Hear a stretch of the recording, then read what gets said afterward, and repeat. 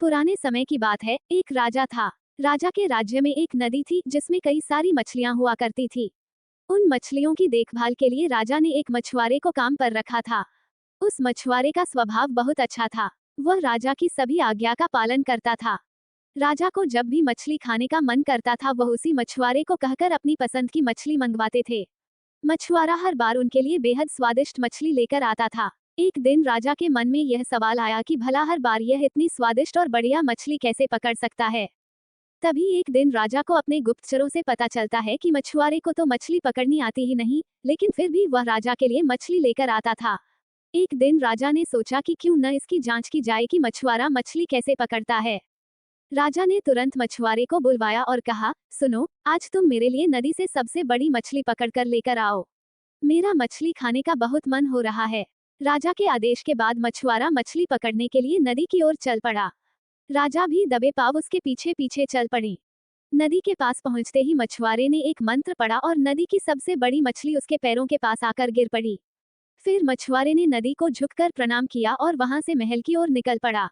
राजा पीछे से सब कुछ छिपकर देख रहे थे। यह नजारा देख उन्हें बहुत आश्चर्य हुआ। फिर वह भी अपने महल की ओर चले गए। एक दिन मौका देखकर राजा ने मछुआरे से उसके मछली पकड़ने की विधि के बारे में पूछा। राजा ने कहा, तुम ऐसा कौन सा मंत्र जानते हो जिसके बोलते ही मछली खुद तुम्हारे पास आ जाती है? कृपा करके मुझे भी वह मंत्र सिखा दो। राजा की बात सुनकर मछुआरा सोच में पड़ गया। उसने कहा, क्षमा कीजिए महाराज, मैं इस मंत्र का उच्चारण आपको नहीं सिखा सकता हूँ। राजा शांत नहीं बैठे। वो मछुआरे से बार बार मंत्र सीखने की जिद करने लगे। अंत में मछुआरा मजबूर हो गया और उसने राजा को वह मंत्र सिखा दिया। मंत्र सीखने के बाद एक दिन राजा नदी के किनारे अकेले गए और उस मंत्र का प्रयोग किया। तभी एक मछली उनके पैरों के पास आ गई। ये देखकर राजा बहुत खुश हुए। उनकी खुशी का कोई ठिकाना नहीं था। वह सबको ये बात बताना चाहते थे। एक दिन मौका देखकर उन्होंने अपने दरबार में सभी लोगों को इस मंत्र के बारे में बता दिया।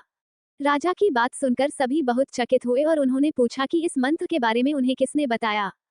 इस पर राजा ने कहा, बहुत समय पहले वह एक महान ऋषि से मिले थे।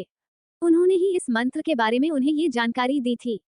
राजा की बात सुनकर सभी मंत्री भी इस बात की सच्चाई जानने के लिए नदी के पास के गए और मंत्र का प्रयोग करने लगे।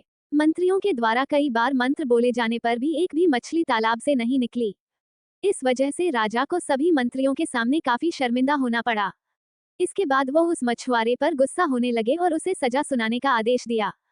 तभी नदी से अचानक एक आवाज आई, सुनो राजन, नदी से एक भी मछली नहीं निकली। इसमें मछुआरे का कोई दोष नहीं है, बल्कि इसमें गलती तुम्हारी है।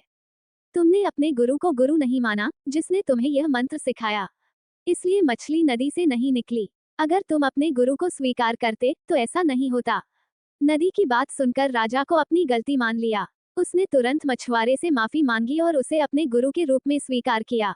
इसके बाद वह मंत्र काम करने लगा और राजा भी खुश हुआ। इसलिए हमें अपने गुरुओं का सम्मान करना चाहिए, चाहे वो कैसे भी परिस्थिति में रहते हो।